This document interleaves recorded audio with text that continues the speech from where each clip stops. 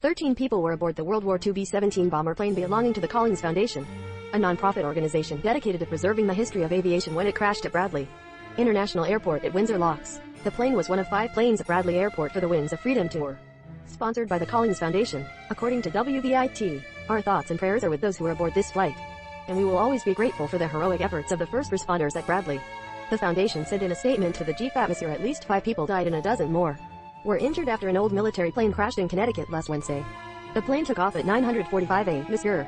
According to Kevin Dillon, general manager of the Connecticut Airport Authority, the plane tried to return to the airport when it crashed into the de-icer.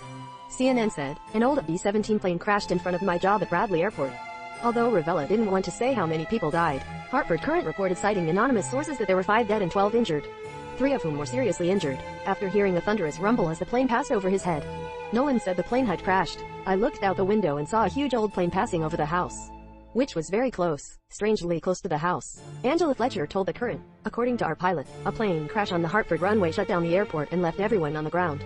One of the wounded was on the ground when the aircraft crashed into a facility with thawing tanks.